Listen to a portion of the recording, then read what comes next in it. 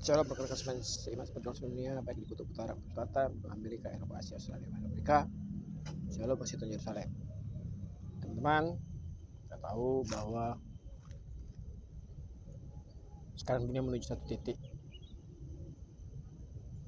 yaitu kesalahan Kristus, perang Armageddon, bahwa dunia kembali ke tracknya, di mana iblis telah kalah di negara-negara modern.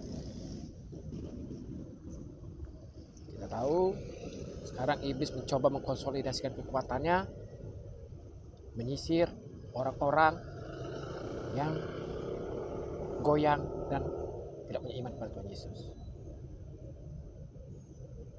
Ini terlihat dari begitu sporadisnya gerakan mereka di negara-negara miskin, kayak di Timur Tengah, Afrika, dan di Asia dan di Indonesia. Kita tahu mereka begitu panik karena mereka tahu, karena kita juga sama-sama tahu, orang-orang yang ikut aliran setan itu kan orang-orang pintar juga, orang-orang yang ngerti forecast juga. Sama kayak kita, sama-sama bisa menganalisis, sama-sama bisa melakukan forecast, peramalan secara akademik. Beda kalau yang rombongan tolol-tolol Indonesia ini kan, peramalan berdasarkan tolol tadi, kan?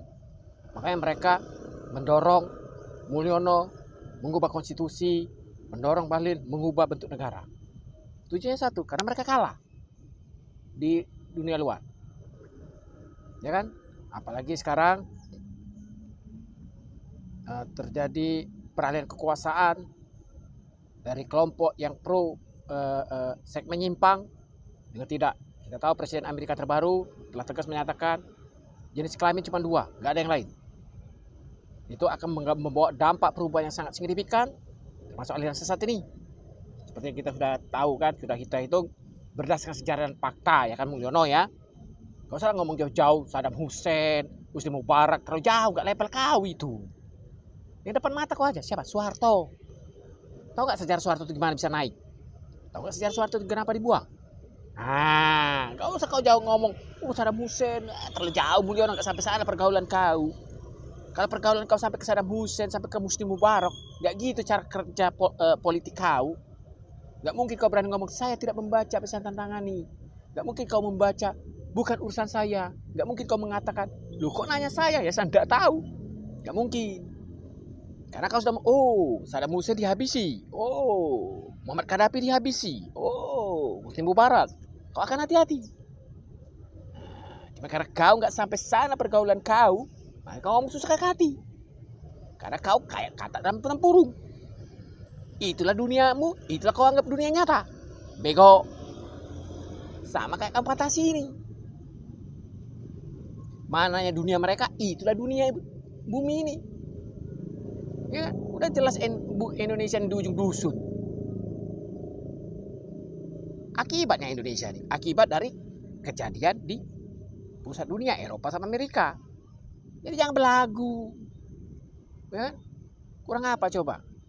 Joe Biden ngasih 500 miliar cuma itu pun pemotongan hutang.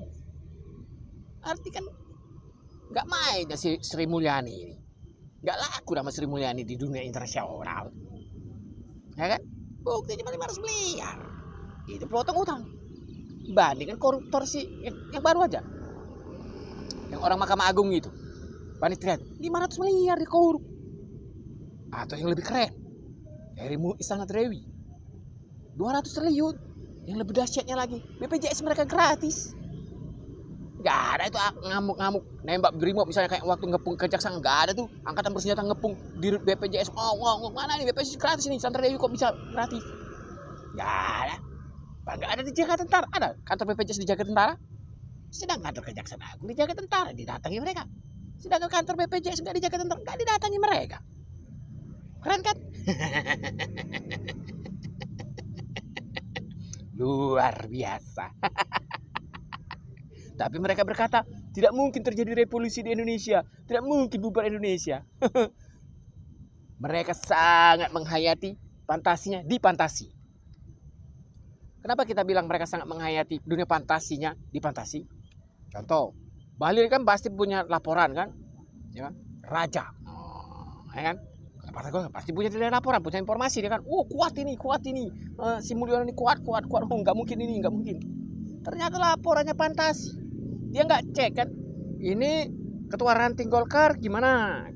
Internal kau aja dulu Balil. Nggak usah kau ngurus partai PDIP, jauhnya kau, nggak level kau itu. Kau urus dulu. Ketua ranting ada ngomong tentang kerajaan? Ada kau evaluasi itu Balil? Enggak.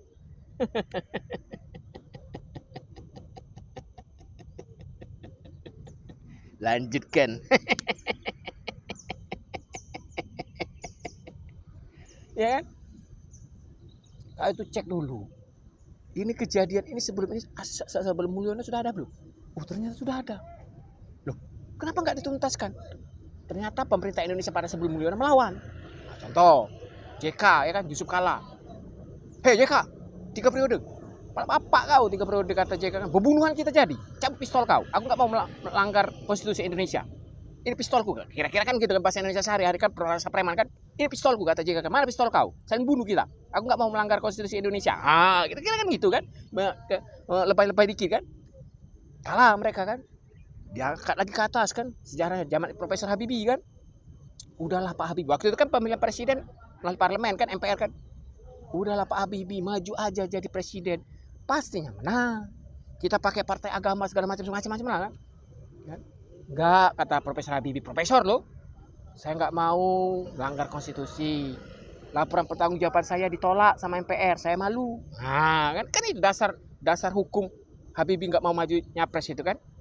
Oh tenang aja Pak Habibie ya kan. Oh, itu secara dimainkan konstitusi kan, secara konstitusi tidak ada secara tegas kalau laporan pertanggungjawaban presiden ditolak tidak boleh maju jadi presiden. Zaman itu kan melalui Permen DPR MPR Senayan kan. Kita pakai pasal cabut Habibie pistol kan. Oh ya anak kampang. Aku nih orang Indonesia. Aku nggak mau merusak negara, aku merusak konstitusi. Binatang nih. Cari laki-laki lain aja. Kau pikir aku cowok sembarangan? Cari cowok lain aja. Kira-kira kan gitu bahasa premannya itu bahasa pakai keparang udah pakai angkatan senjata kan. Anjing ini ke binatang ini. Kalian tembak aja kita di istana ini. Nggak takut aku. Oh kira-kira kan gitu. Makanya mereka mundur kan ditantang Habibie tembakan. Agak lebay-lebay cara mereka lah, lebay-lebay kan. Ngayal aja pakai tentara ya kan. Ditantang Habibie lari mereka. Kan di sana kan binatang ini kau bangsat. Kau pikir aku profesor murahan? Kau pikir aku cowok murahan?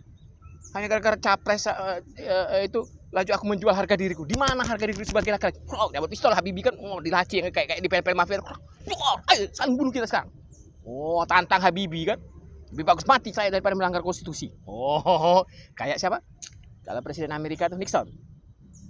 Pak Presiden, apakah kau sepakat dengan perbudakan? Tidak, bahaya nggak Presiden Amerika? Sekali lagi Pak Presiden, kami tanya sambil ngokang senjata itu kan di gedung teater itu kan rekak. Pak Presiden, apakah kau sepakat dengan perbudakan? Tidak. You dead Presiden. Dimatiin depan anak istrinya kan Presiden Amerika itu kan. Gara-gara menolak perbudakan penindasan. Oh, kan? Begitu juga zaman Yusuf Kala kan. Mungkin terinspirasi dari situ lah Pak Yusuf Kala kan. Pak Yusuf Kala, Mulyono lagi ganas-ganasnya periode kedua. Pak JK maju aja 3 periode. Enggak, kata JK, sudahlah cukup lah. Enggak enak melanggar konstitusi, melanggar hukum negara sendiri. Kayak bancinya kita, negara kita sendiri kita langgar hukumnya, bancinya kita. Kalau mau melanggar hukum di Malaysia, di Amerika, itu yang kita langgar hukumnya. Masa melanggar hukum di negara kita sendiri? Banci itu namanya, pecundang. Gak apa-apa Pak JK, tenang aja. Mulyono lagi, nyambut pistol kan, kayak mafia kan. Binatang, anak kampang. Kita saling bunuh aja, daripada merusak konstitusi negara kita. Lebay-lebay dikit. Kalahlah mereka kan, mundurlah dari istana kan. Ya kan? Masuklah mereka ke Mulyono. Mulyono mau. Ternyata setelah dicek, nggak ada gaul lah Mulyono ini ya kan. Nggak ada sejarah misalnya. Waktu jadi minimal jadi wali kota Solo itu dia kontek-kontekan dengan Husni Mubarak, orang-orang Mesir kan nggak ada tokoh-tokoh politik Mesir. Minimal kalau istilah Indonesia itu ketua ranting partai-partainya batnya Saddam Hussein lah kira-kira kan gitu kira-kira kan kalau bahasa partai-partai Indonesia kan ketua ranting partai Saddam Hussein ke partai bat kan ketua ranting partai bat Irak nggak ada dia gaul kayak gitu ya kan. Kalau istilah Indonesia kan ketua ranting partai Golkar lah kira-kira gitu kan kira-kira kalau dia gaul nggak ada. Kita sudah cek. Pecundang ini bocah. Ya kan? Makanya kita santai aja ya kan? Ya kan? Masuklah mereka ke sini kan. Malang melintang ini kan. Akhirnya apa? Jebol lah ini kan. Apa si Balil ngomong kan? Kerajaan. Kita propok lah orang tolol di lapangan ini kan. Wow, Jawa. Nggak diceknya ya kan, si Bahlil ini Makassar. Kok ngomong Raja Jawa?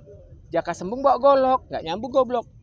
Sekalian aja misalnya ya kan, Muhaimin Iskandar, Ketua Umum PKB, menunjuk misalnya Sahroni jadi Ketua Nasdem, geser Surya Paloh.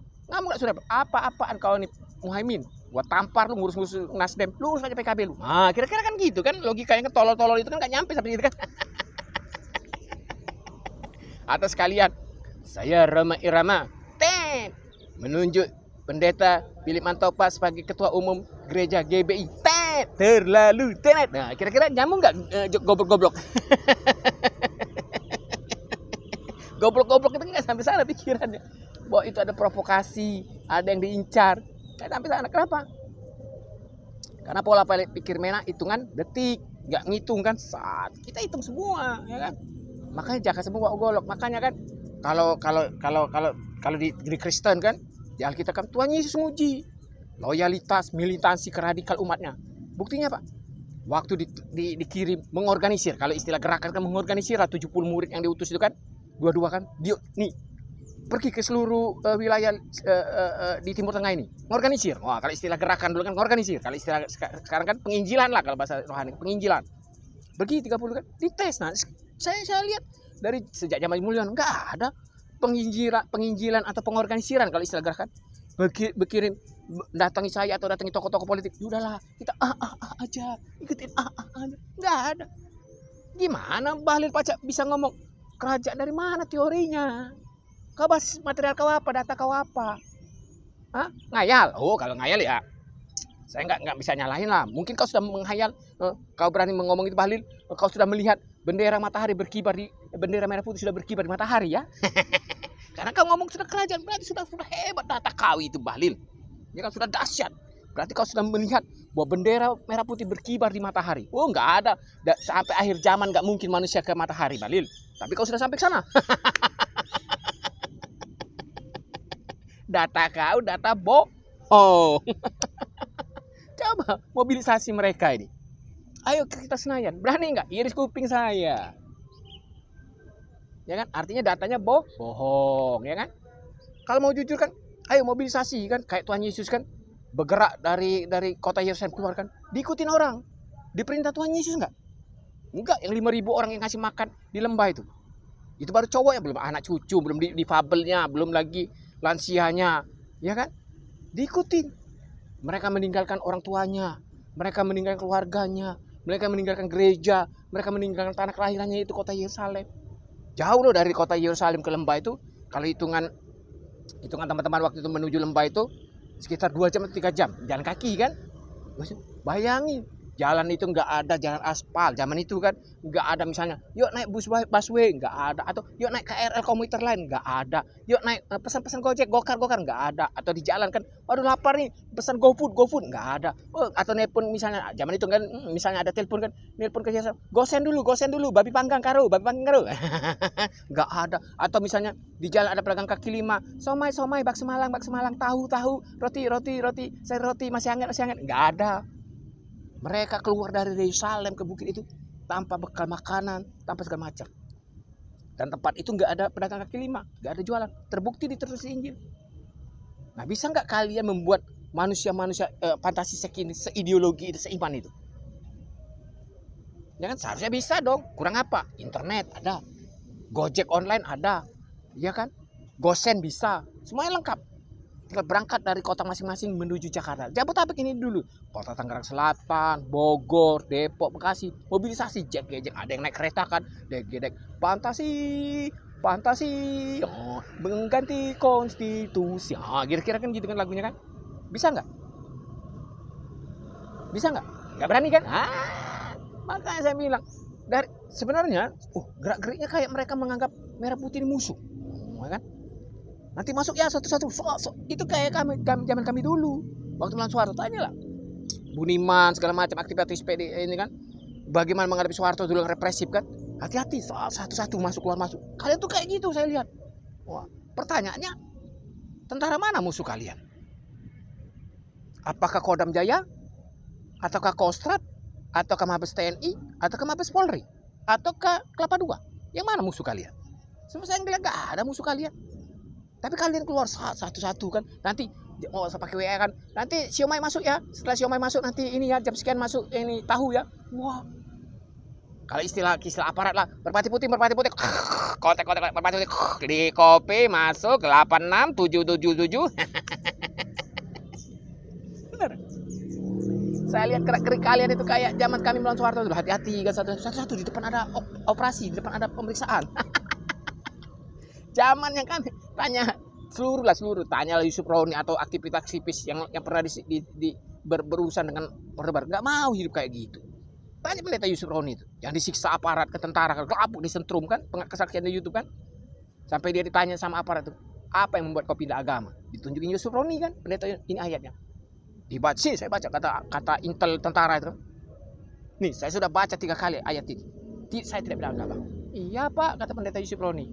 Ayat itu untuk saya, bukan untuk Bapak. Ya kan? Ya kan? Kurang apa disetrum ya kan? Nah, kalian sudah siap belum disetrum? Kalian kan sudah, artinya kalian kalau logika saya kan, dengan cara gerak-gerik kalian berembus segala macam, oh berarti sudah siap disetrum ini, sudah siap disiksa ini, sudah siap dikebuki, dimasukin ke, kalau zaman Yusuf Roni kamu kapip kan? Kalau kami nggak mau hidup kayak gitu. Udahlah, cukup lah zaman Soeharto.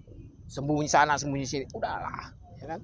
Nikmatin aja demokrasi ini, kebebasan terbuka. Ya kan, kalau masalah seks ya kan, kenapa Alexis ditutup? Saya tanya, Alexis itu kurang apa? Maaf cakap perempuan-perempuan cantik-cantik, seksi-seksi, mahal-mahal, ditutup. Kenapa kalian dijaga? Kan itu logikanya. Di Jakarta. Belum lagi maaf cakap dulu kasus apa? Ariel Noah, Cut Tari, Luna Maya dan segala macam. Atau yang terbaru, anak SMA. Ya kan? Yang viral di TikTok, anak SMA dengan SMP di depan anak SD, di gedung SD dia berhubungan badan ngesek. Oh, nonton enggak? Viral. Anak SMA berhubungan badan di depan anak-anak SD di gedung SD. Kalian berani nggak kayak gitu? Saya lihat kan, nggak ada nih, ada aparat ngegas motor kan, nggak ada.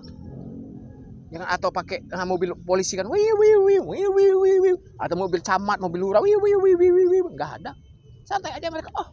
Di depan anak SD itu nonton kan, di atas kursi SD-nya meja yang tengok aja, viral itu. Udah sampai keluar negeri film itu. Mereka bilang, loh ini ada yang kayak ini, kenapa Indonesia pakai tentara? Untuk apa? Ya kan? Gak kan tonton itu? Saya rugi kali, bodoh kali kalian ini, ya kan? Ya kan? Jadi jelas kan, bohong itu kan. Terus terang, makanya saya bilang lagu yang kamu salah orang, kalian jangankan motor ngegas, jangankan petasan sejuta petasan kalian ledakan depan saya. Tank baja aja kalian boom, kalian ledakan kan. Enggak ngubah. Enggak ngaruh, bukan kesaikan negara Indonesia. Kalian ledakanlah tank buah kayak di Palembang dulu kan, tank baja itu kan Krusen 98. Tanya aja kapolri Palembang itu. Ditembakkan buah tetap aja jarah orang, enggak takut kalau sudah level ideologi. Enggak takut lagi orang. Tanya aja sejarah 98, ada nggak tank di tengah kota di Veteran itu ditembak ke tank? Wah, cuma nembak mana saya nggak tahu kan? Wah, bertepuk, tetap aja penjarahan. Ya, kalian itu tanggung salah.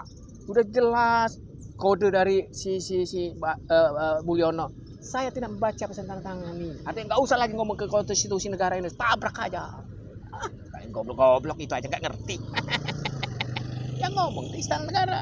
Beda sekarang, Mulyono sekarang nggak di istana negara, siapa yang peduli? Buktinya dia mau deketin P3 nggak dapat. Anaknya wakil presiden. Bisa dibayangkan kualitas anaknya itu kan? Bapaknya mau ketua partai nggak bisa dia bantu. Ibarat misalnya anaknya wali kota Tangerang Selatan kan? Anaknya mau jadi ketua RT nggak dapat. Gimana muka bapaknya ya kan? Enak kau tuh wali kota nak. Usahain aku jadi ketua RT aja kau nggak mampu nak. Anak kampang kau nih nak. Kira-kira kan gitu secara psikologi kejiwaannya kan. Bapak ini 2 periode nak jadi presiden, kau wakil presiden. Nggak laku di mata partai itu nak. Aku nak. Di mana harga diri? Kalau ada harga diri tapi. Ya kan? Ya nggak? Makanya saya bilang kan, Udahlah, begitu kau turun disikat orang kau. Itulah dunia hitam. Apalagi dunia negara miskin kayak Indonesia ini. Kau nggak baca literatur di YouTube segala macam pengakuan mantan pejabat Indonesia, baik mantan Kapolda, maaf cakap, mantan Pangdam, mantan Gubernur.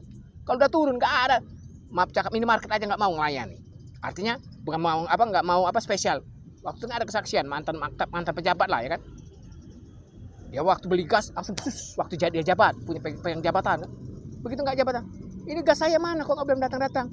Sebentar Pak, ngantri. Lu biasa cepat, kan Bapak nggak jabat lagi. Makanya saya bilang ya kan, saya nggak kaget kalau lu nanti di penjara. Di Sumsel tuh lu tengok, Wali Kota Palembang almarhum Romi Herton, suami istri. Bupati Empat Lawang Budi Hantoni, suami istri, masuk penjara. Sekarang Alek Nurdin sama anaknya, mantan Bupati Musi Banyuasin, mantan Gubernur Sumsel kan, masuk penjara. Mantan semua. Syahrial Usman begitu lengser dari gubernur masuk penjara. Nggak Herman saya. Nggak ada kan data itu sama kamu? Nggak ada. Makanya kau berani setabrak sini karena data seperti nggak ada. Kami ada, makanya kami hati-hati. Betul. Inilah ciri makhluk sosial. Apalagi kejadian di Kemayon apa di mana tuh? Yang koruptor itu udah koruptor, keputusan negara, buronan negara masuk Interpol. Bikin KTP sehari selesai. Oh Tuhan Yesus. Dan hebatnya lagi rombongan maaf cakap ojek online perangkat kaki lima di bak nggak peduli. Seharusnya kan mereka datang kan ke Depdagri gitu kan. Apa-apaan ini? Udah koruptor negara, buronan negara. Artinya kan keluar negeri kan. KTP sehari kami mana? Budi Gunawan, apa kerjamu? Sampai dikasih penghargaan oleh Departemen Dalam, nggak tahu siapa Menteri Dalam Negeri waktu itu, Tito atau almarhum Cahyo, urusan kalian lah itu kan. Tapi yang pasti Kementerian Dalam Negeri ngasih penghargaan dengan alasan KTP sehari selesai. Nah saya itu waktu itu senyum-senyum aja, nggak ada urusan saya kan, nggak perlu saya itu kan. Alangkah gobloknya negara ini. Dan hebatnya Budi Gunawan, santai aja waktu itu bin dia kan, nggak tergerak dia kan. Apa-apaan ini, ya kan? Buronan negara dibantu KTP sehari, dikasih penghargaan. Ada harga diri nggak Pancasila? Ada harga diri nggak Trunojoyo, misalnya kan Bayangkara? Ada harga diri nggak Sabta Marga misalnya? Santai-santai aja kalian waktu itu kan. Padahal waktu itu lagi heboh-hebohnya 3 hari apa 4 hari itu kan. Malah hari-hari keempat atau hari kelima itu dikasih penghargaan. Mana negara lagi heboh. Itu kenapa itu buronan bisa masuk ke kantor lurah bikin KTP? Lagi ribut. Datang Departemen Dalam Negeri kasih penghargaan. Oh Tuhan Yesus. Luar biasa menghayati hayalannya. Data dan fakta nggak bisa marah loh. Kalau marah ya sudah, membunuh saya di mana? Silakan ingkari data dan fakta yang telah terjadi sejarah. Saya ungkap sendiri kan. Sekarang kan karena kemarin saya nggak peduli, saya mau ngurus hidup saya. Tapi gara-gara sempak saya dipaling, sepatu saya dipaling, main sempak, ya kan? Saya lihat kan saya dikejar-kejar sama tentara. Ini maksudnya apa? Masa tentara untuk menjaga orang yang maling sempak? Nggak malu kalian latihan 9 bulan kayak pasukan-pasukan elit ke Ghana itu kan, marinir kan, latihan kan berbulan-bulan, bertahun-tahun, cuma untuk backing orang maling sempak. Oh kalau saya cari, saya matiin itu. Orang yang ganggu Jimin aja saya perintah matiin, siapapun orangnya, mau beraja mau presiden matiin. Masa kalian siapa bikin malu kita aja ini? Data dan fakta. Makanya saya senyum aja kalian ngegas motor. Sempak aja kalian pencuri, apalagi itu. Baju saya habis kan. Ya kan? Tanya aja waktu di Columbus saya kerja sebagai debt collector kan, Matalang, kalau istilahnya kan Matalang kan. Kenapa kamu pakai sandal ke kantor? Sepatu, saya bilang aja kaki saya sakit, karena saya tahu mereka juga permain dunia setan ini kan. 3 sepatu saya hilang. Ya nggak mahal sih, harga 500.000 kan, cuman kan ya gimana gitu kan. Nggak berapa lama 100.000 dipulangi sebelah.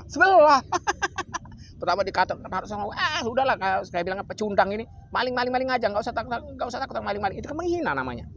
Kalau dipaling kedua-duanya kan artinya ngajak damai, ya kan. Tapi mulangi sebelah artinya nantang berantem beneran kan, nantang saling bunuh beneran kan. Berapa kali saya mau diancam dibunuh di Palembang itu kan. kesel saya temui Pak RT. Ya, karena saya tahu ini sudah legal ya kan. Pak RT, kita legalkan saja saling bunuh ya kan. Kalian demi fantasi itu, saya demi kebenaran. Tapi Pak RT-nya bijak, udahlah enggak usah lah ya kan. Ya kan, apa susah, saling bunuh aja. Kepala kalian demi fantasi kan, demi fantasi bunuh orang-orang republik. Oh, kami orang republik, bunuh orang kerajaan. Kepala. Gak bisa saling hormat, ya kan? Kalau berani, kalau nggak berani jangan, ya kan? Ngayal aja kalian minta jaga aparat, apalagi mau bentrok fisik, ya kan? Ngayal aja kalian minta jaga aparat. Disuruh ke Senayan, malah ke depan saya. Nggak ngaruh, tolol. Nggak ngaruh ke Senayan. Ke Tuku Umar tuh, Tuku Umar rumah Megawati. Kan saya sudah kasih clue kebocoran. Ke Tuku Umar rumah Megawati. Tujuannya apa? Mempengaruhi anggota fraksi PDI di Senayan. Ke Cendana rumah Soeharto, tujuannya mempengaruhi anggota fraksi Partai Golkar. Ke Kuningan rumah Habibie, tujuannya mempengaruhi anggota fraksi Partai Golkar di Senayan. Ke Ciganjur Gus Dur mempengaruhi anggota fraksi PKB di Senayan. Ke Cikeas SBY, tujuannya mempengaruhi anggota fraksi Partai Demokrat. Ke sana ngegas-ngegas bawa motornya. Jadi gemetar nanti Puan Maharani atas nama mama saya diancam, motor-motor rame ngegas Harley misalnya kan, Harley saya ubah Pancasila. Berhasil kan, tinggal gitu cara politiknya. Kalian ini gobloknya kok sampai ganti Presiden Prabowo. Oke lah Mulyono nggak jelas ijazahnya, kalian goblok kan. Kalau istilah importasi kan, kalau istilah gereja Kristen kan terimportasi karena ijazah palsu kan, jadi goblok. Masa sekarang presiden sudah dari jebolan Kopassus nggak terimportasi jadi pikiran elit kan? Secara Kristen maksud saya kan, hati-hati loh importasi. Contoh, adakah murid Tuhan Yesus terimportasi roh jahat? Ada, Petrus, ya kan? Petrus kan kata Tuhan Yesus, kamu akan menyangkal saya 3 kali. Oh, melawan Petrus, tidak, saya tidak akan menyangkalmu Tuhan Yesus, saya rela mati. Tapi waktu itu kan terjadi kan? Kenapa? Karena dia nongkrong di orang-orang yang menangkap Tuhan Yesus, antikristus. Akhirnya dia, kamu murid Tuhan? Tidak, saya bukan murid. Tengok aja sejarah Yesus itu kan. Penyangkal Petrus. Dia duduk di mana? Dengan kaum-kaum antikristus. Akhirnya dia menyangkal. Nah, makanya sekarang kan, kemarin ketaruh kan Istana Negara terimportasi ijazah palsunya Mulyono kan. Jadi bodoh semua ya kan. Sekarang kan istana pasukan elit, Kopassus. Salah satu terimportasi itu kan, otaknya cerdas kan. Oh iya ya, gini-gini.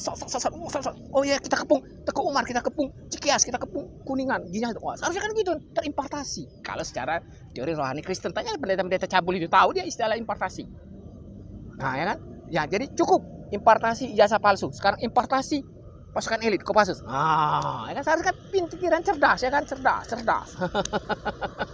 Ya kan? Ini kok importasi ijazah palsu gobloknya masih terus ya kan? Gak bosan kalian jadi goblok? Saya aja yang jijik lihat kalian.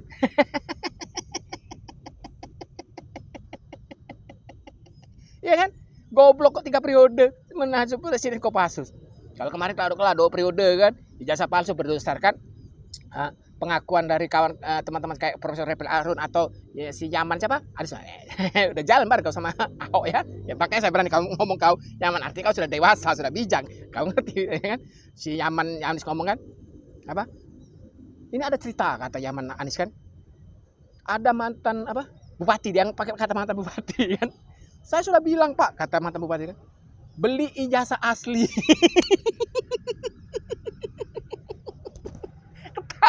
Beli ijazah asli kata si Yaman Anies itu kan. Saya udah bilang, kata ceritanya pengakuan mantan bupati. Saya udah bilang Pak, saya waktu saya beli sama penjualnya itu udah beli ijazah asli. Saya berani ngomong kau Yaman karena kau udah jalan bareng sama PDIP Moncong Putih. Artinya udah dewasa, udah ngerti mana kawan mana lawan. Ya kan? Si Yaman aja udah ngomong kayak gitu. Jalan bareng sama Ahok, jalan bareng sama Moncong Putih. Bahkan kemarin-kemarin kan Yaman ini Moncong Putih setan, ya Anies bajingan. Tapi sekarang jalan bareng mereka. Kalian kok masih goblok aja.